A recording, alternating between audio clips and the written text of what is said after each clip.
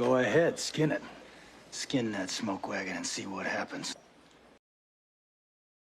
Films The True Legends, the series all over the planet. And here he is back on Coast to Coast. Stephen, I trust you and your family are well? Yes, thank you, George. And what a pleasure to be with you and talk about there's a whole lot of shaking going on in Antarctica. And also the flip side of that is Antarctica is going to be, I would say, the most revolutionary and revealing area on the planet this coming year. I'm obviously tracking everyone's attempts at leaking or the leaks that are being given on UFOs, all of the strange anomalies going on both geologically and astronomically, and it all seems to be pretty much coalescing in Antarctica. Now, I think people have to understand Antarctica is a huge continent. It's the size of North America and Mexico combined. But beneath it is where the action is, both under the ice and geologically.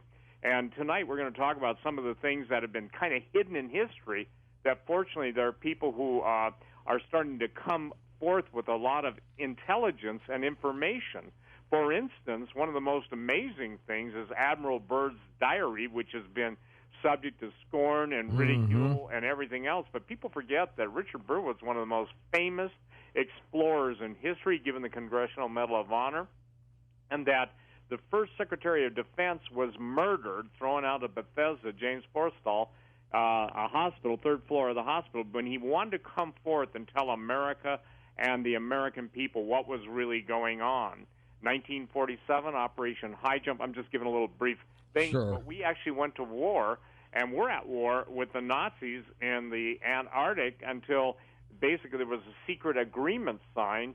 And the mystery of Antarctica, I would say this 2021 is going to be the most unusual year that Antarctica will dominate the headlines, and its tie-in to Mars will become even more fascinating, because when you're dealing with the Antarctic and you're dealing with all of the legends and the myths and the histories and the anomaly and the mysteries, histories and mysteries, it's fascinating, because even the most famous map, the Piri Reis map of the Turkish explorers, shows Antarctica ice-free in the early 1500s. What is it about Antarctica that captured your attention, Steve? My attention was captured because of all of the people that I've talked to that have investigated the pyramids there, the most powerful transmitter on Earth that seems to be affecting the weather. It's basically the most powerful transmitter, but I don't believe it's of earthly origin either. I believe that, just as throughout the universe there is a conflict going on, I think the conflict, if you will, the secret history of the world is pretty much being written and being directed from Antarctica. For instance, the Nazis, when they were looking for a place to go to build their, if you will, their equivalent of Ultima Thule, or the great frozen land to the north, when they ended up both in the South Pole and North Pole, later towards the end of the world in the South Pole, the Antarctic, with the legends and the myths, and also all of the covered up and covered over in history. My favorite motto is the true history of the world is covered over and covered up. So, for instance, when Richard Byrd went and literally was tractor beamed in through an opening in the North Pole, could have been a big cave, and there's arguments, did he get to the North Pole? Was it another opening in? But the whole, if you will, the hollow earth theory is kind of a misdirected, but or not a misdirected, but a mistermed use of a word. But here's the deal. One of the things I've been seeking is to show people that there is when I say this, supernatural, the aliens, for instance, the aliens, and then in antiquity, the fallen angels. And it's interesting that in the fallen angel realm, you are always seeing some of the oldest carvings in the world, whether it's in Babylon or whether it's in Samaria. All of these things always show up, the giant beings with wings, okay? And the wings are kind of the giveaway. Throughout the world, there is a power structure and a power grid of pyramids. There's pyramids in China. There's pyramids in the Great Lakes. Oh, all over the planet. All over the planet. But what's most interesting, and this is really, I think, fascinating, is that when and this is something that's going to blow everybody's mind, when Byrd was just looking over to be a polar explorer, he was tractor beamed into a place where he met the king of the world, the master of the world. Now, that may sound crazy until you find out that literally, and again, Lucifer has a kingdom. People don't understand that there used to be a planet called Rahab, and this is how it ties into Antarctica. Rahab, or Astra, is where the asteroid belt is. It was in between Mars and Jupiter. And the fascinating events of even the last couple of days, there are scientists from Harvard saying that some of the asteroids are intelligently directed. Well, some of the ones that they're coming to grips with that are extrasolar, coming from out of our solar system, are literally coming into the actual orbital point of which the planet Astra, or Rahab is another name for it, was exploded. It's the exploded planet of Lucifer. And it's interesting because some of the Bible verses are talking about this, and even the Greeks recorded it in the fact that they would talk about the time that Mars would come close to the Earth. They didn't call it Mars. They had other names for it, as most of the ancients did. But the bottom line is, George, now we see all of these revelations coming about Mars. We're told it never had water. Now it's got water. We're told the moon didn't have water. Mm-hmm. The moon's now got water. And, you know, Buzz Aldrin's probably one of the most amazing men. I don't know if you've ever had him on Coast. Over the years we did, a long time ago. Yeah. But Buzz was, as you know, a couple of years ago, he was in the Antarctic. And what was interesting is there were stories, he got sick and everything. And I reached out to some people that have knowledge of what really went on down there. Now, first of all, my opinion is Buzz Aldrin's not only an American hero, but he's telling the truth. I did Alex Jones today, and Alex was talking about his encounter with Buzz Aldrin, and I want to share with your listeners, this is stuff that nobody knows, or actually, forgive me, a lot of people know in the intelligence community, but it's been kept quiet because it's important that people understand that even the term Cairo, and I'm jumping around to show the pyramids in Egypt, Cairo meant city of Mars, or actually encampment of Mars. But the bottom line is that when he landed in Antarctica, he was supposedly, I'm told, taken to a place which contains pyramids like the ones that we're talking about in Egypt. Well, he took pictures of them, didn't he? Yep, he took pictures of them. And then he said he was suddenly unable to breathe when the moment, as he was taking pictures, he was in no physical stress at all. But here's where it gets interesting, okay? Here's where it gets interesting. He said, I saw pyramids made of a shiny metal-like surface which felt so evil that he could not come closer to the objects to fully investigate them. Huh. And then he said, and as I think carefully about what I saw, I felt a danger to the whole world from the object, the entities who made the objects. Keep that term entities in mind. Now, here's what's mind-blowing. Also, I saw some things which I felt that I had seen on the way to the moon, but I did not comment about some of the larger cigar-shaped objects, precisely what I had seen in space, but these objects were sitting behind the pyramids as if the evil did not want me to see them. I knew at that point I had entered a place of true evil and danger for the whole world. Now, he was debriefed, and he was told that he was not to share the information with anyone or he would promptly be killed. Well, the bottom line is most people don't understand that there is a disclosure going on that I don't think any man can stop any longer because of the preponderance of evidence. So what is important is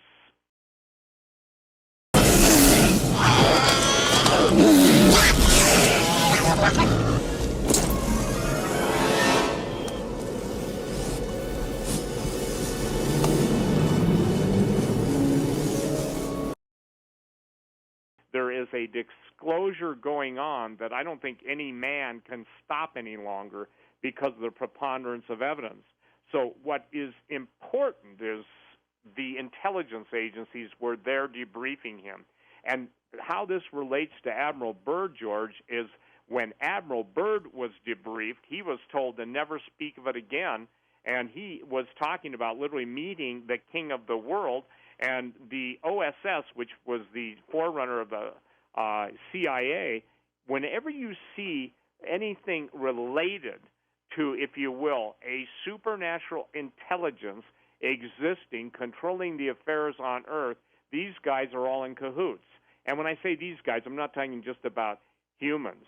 Admiral Byrd was told, specifically that he was taken to Antarctica. He was tractor beamed. In other words, and he seems to be more scared about things in the South Pole than the North Pole, and that was an amazing story too. It is an amazing story, but to my knowledge, what I just said, basically, here's the message that the king of the world, Lucifer, and that's what he was told his name was.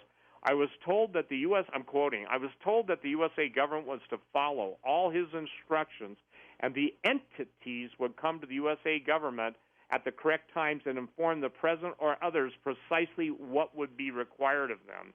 Do you remember when all the world leaders were seemingly drawn to the Antarctic? Yep, exactly. Secretary of State John Kerry went there, too. Hold on, Steve. We're at a break. We'll come back and talk more about the strange things happening in the South Pole. And welcome back to Coast. George Norrie with you, along with Stephen Quayle. We'll take calls with Stephen next hour. Stephen, I want to get back to Admiral Byrd for a moment and then get into some of your work at Antarctica. But he goes to the North Pole, and he sees some incredible things. When does he go to the South Pole? Well, he goes to the South Pole in 1947, okay? And obviously, for people unaware of, the diary, he said he was flying over vast fields of ice when all of a sudden he started seeing tropical forests. And the temperature in his cockpit, which warmed up dramatically.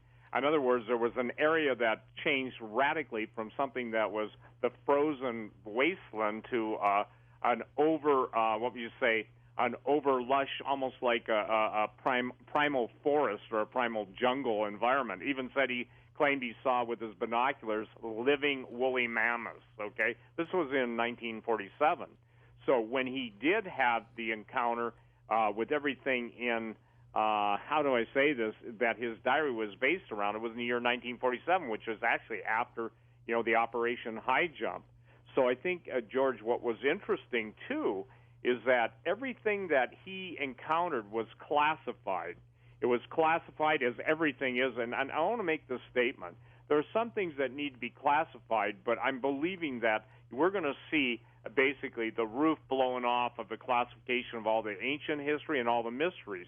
Now, getting back to who Admiral Byrd met, he said point blank he met Lord Lucifer, the king of the world, okay? The Bible calls, that when Jesus and Satan got into it over who was the ruler of the world, well, because of mankind's fall, if you will, rebellion against God, the devil gained control. And look, the devil, Satan, Lucifer means light bringer. And I think that one of the things that's interesting, and it's really important, is that there are so many records that are hidden that are now being brought forth. For instance, the very term Lucifer, we're now dealing with some of the genetically altered proteins and catalysts, and one of them is called luciferase. We're dealing with the binocular telescope in Mount Graham that's run by the Catholic Church. It's called the Lucifer telescope. We're dealing with the amazing, if you will, signatures of something that's otherworldly. And now why is this important? Because we're hearing all this news about a new world order, global government, global monetary system, global religion. The Pope is pushing it. And what's interesting is that a man named Spangler stated, a UN religious expert years ago, that the New World Order would only be entered into by those who took an allegiance or pledged their allegiance to Lucifer. And it was called the Luciferic initiation. Now, did Byrd, though, endorse this Lucifer down there?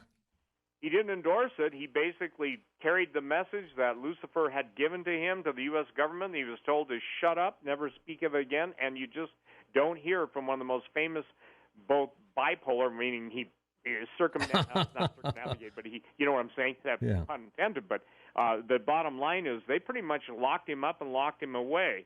When the first Secretary of Defense, James Forrestal, was appointed under the Truman administration, that's when Forrestal started talking to people. He wanted to bring forth all this information, and that's when he got thrown out. He was murdered. He got thrown out the third floor window of Bethesda.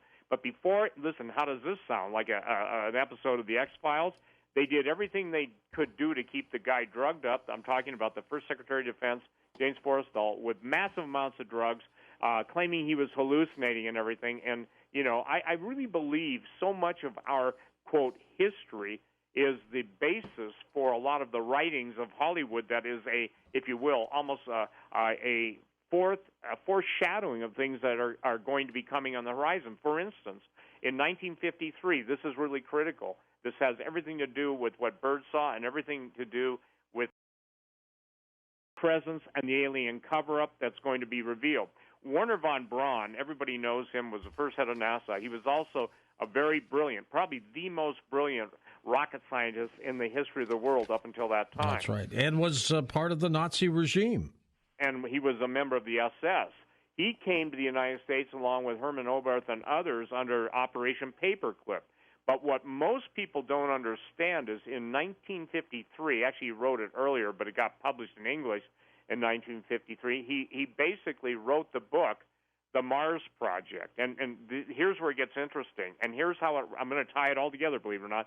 The Mars Project was about the colonization of Mars. And it was about the way Mars would be administered by the body of scientists who would be some of the most brilliant men on Earth.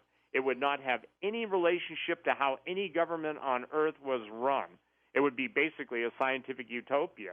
And what was interesting, the name that he chose for that body of the Martian rule, if you will, was called the Elon, the E-L-O-N. You see, Elon Musk, obviously, I don't know how his parents chose that name, but it's very fascinating that the ruling body of Mars would be called the Elon, or Elon.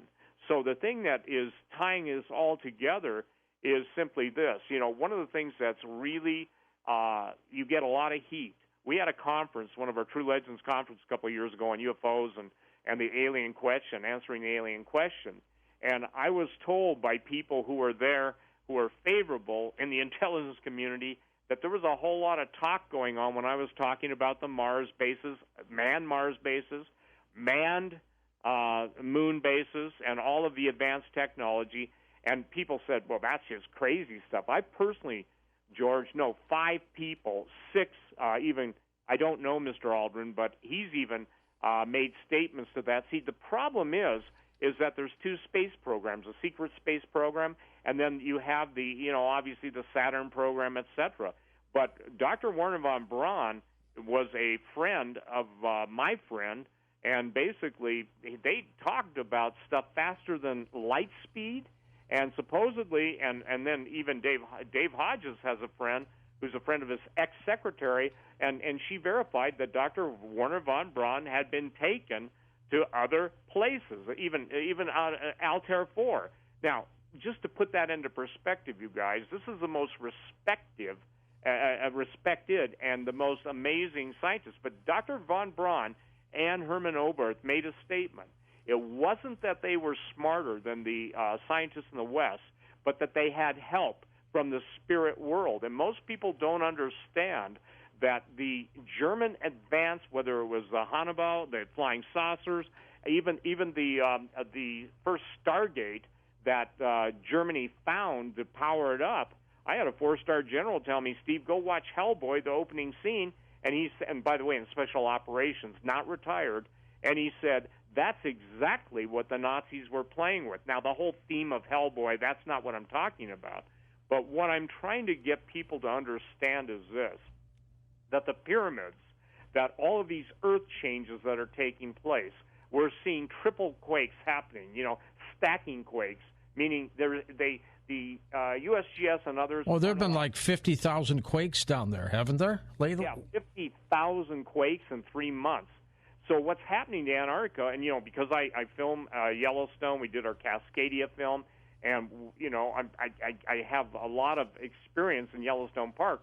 There is a magma pool under Antarctica, George, that is 10 times the size of the one that's under Yellowstone. Okay? And Yellowstone erupts every, 600,000 years? Yeah, 652 or something, but give or take, 6,000 years. But again, the thing that is as active, and by the way, the not only is the temperature rising, in the Antarctic, but the power surges that are coming. You can go on the MIMIC program, which shows you the amount of precipitation in the atmosphere, but there are like astonishing amounts of power. Some guy said, a scientist friend of mine said, Steve, it's more than 150 times all the power that the whole civilized world can generate. And he calls it FA power, fallen angel power.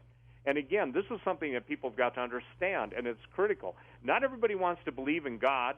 Not everybody wants to, believe that there is a spiritual conflict going on. But I do, and I believe that we're seeing it right now playing out, because one world government, one world religion, and one world economic system is in the making. And it would be interesting. I think I sent you the list of the treaties that have been given to me by those in the world who understand these. In other words, pretty much deep state people, and I'm talking the secret government, that, for instance, the Egyptian records indicate that there was an actual treaty between the Egyptians of 3000 BC and the sky gods. And the Indian, the continent of India, they had one 400 BC. So all of these agreements, and then you get into our contemporary times and, what I would call post-Roswell. Before Roswell, the Nazis had an agreement, and these agreements were signed between the heads of the government.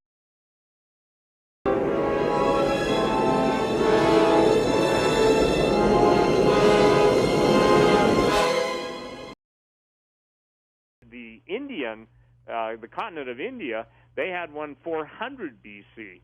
So all of these agreements, and then you get into our contemporary times and, what I would call post-Roswell. Before Roswell, the Nazis had an agreement, and these agreements were signed between the heads of the government and the aliens, the famous Eisenhower meetings, etc. But what most people are not understanding is this, that the realm of I would say, revelation and the release of this information, it's going to cause men's hearts to fail. Jesus said men's hearts are going to fail them for looking after those things coming upon the earth. And so when you're talking about what some people say, oh, that's just superstition, when the things of men's nightmares start to materialize on earth, it's a whole different world than just, oh, that's just science fiction. The tie-in between the intelligence agencies and Hollywood is a given. It's a fact. I mean, even Gene Roddenberry, and we all know who he was, obviously the author and writer of Star Trek. Mm-hmm.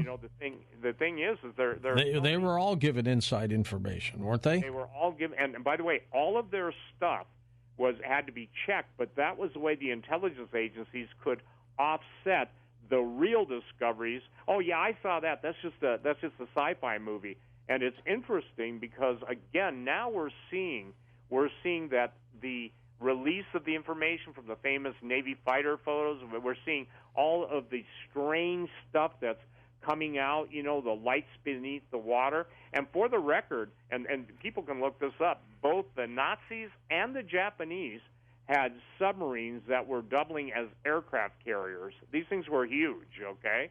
And the Japanese had it even more developed. And since the Nazis made a secret deal, and I maintain, in my book it's called Empire Beneath the Ice, which is sold around the world, and people go, I didn't know this. That's the thing that I guess I'm trying to overcome. When you know what's going on in the history of a thing, you can obviously understand that there seems to be a cohesive attempt to subjugate humanity and to get rid of a whole lot of us humans. And as a human, I'm not really happy with a post-human future because we're seeing it in every area. And by the way, AI, the very first alien implant movie was Invaders from Mars, an old black and white one. It was a remake by, I think, Canon Films in the 70s. But they had an alien implant from Mars going into a person's back of their neck. So alien implant, artificial intelligence. I maintain this. I maintain that the basis of artificial intelligence is based on alien implants, the coordinated integration between an organic and inorganic substance. And we remember all the cattle mutilations. We remember all the strange stuff going on. And it's accelerated the amount of manipulation of the human genome. And it's getting to the point, George, where somebody and something wants to totally annihilate the humanity and everything, in my opinion, that was obviously created with such divine and amazing God genius level stuff, and it's the extinction of the human race and the insertion of what Nietzsche called the Übermann, what Übermensch, what Hitler wanted, the Supermen, breeding a race of creatures that basically doesn't have any of the restraints of humans. Basically, live forever, be strong forever, and be able to do everything you want to do forever. And that's what Zoltan Isvan, one of the most famous transhumanists, said. He said, basically, all transhumanists don't want to die. They want to live forever. So whether you're dealing with Ray Kurzweil and singularity, and I'm not just trying to be a name dropper, what I'm saying, it all gets back to this.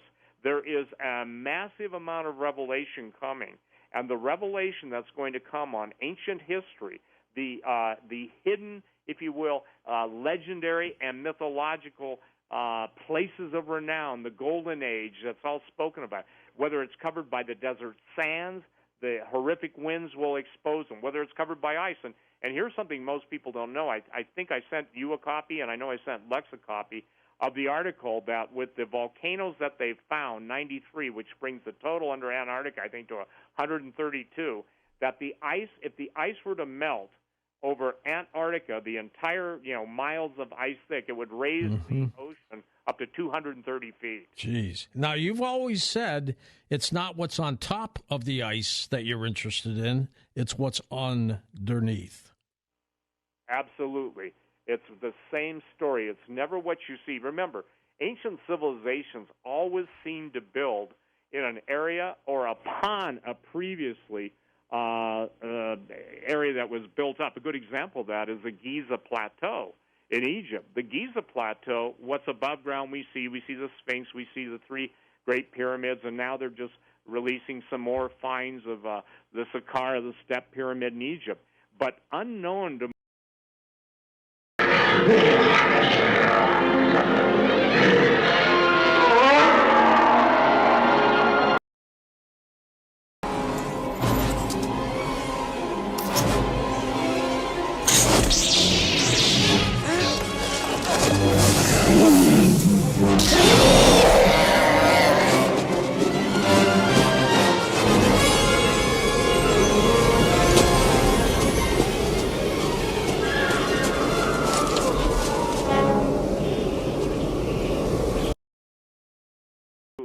it's the same story. It's never what you see. Remember, ancient civilizations always seem to build in an area or upon a previously area that was built up. A good example of that is the Giza Plateau in Egypt. The Giza Plateau, what's above ground we see the Sphinx, we see the three great pyramids, and now they're just releasing some more finds of the Saqqara, the Step Pyramid in Egypt. But unknown to most people is the real antiquity, what I would call the pre-flood, before the flood of Noah. That whole civilization is built beneath the plains of Giza, and they're finding this stuff. And so, the whole basis of our True Legends film series was there's truth in legends. And what's fascinating is the Special Operations Forces. This was explained to me by these guys. They go out and they're looking for ancient weapons, ancient, if you will, technological developments, communication devices, and the big P word, power. And I don't mean like, political power. They're looking for power sources, and they're looking for substances that they know exist in theory, but they have not yet localized or found them. So it's a treasure hunt for ancient history, and that treasures, when they start being released, are going to paint a whole different picture. Isn't that a daisy?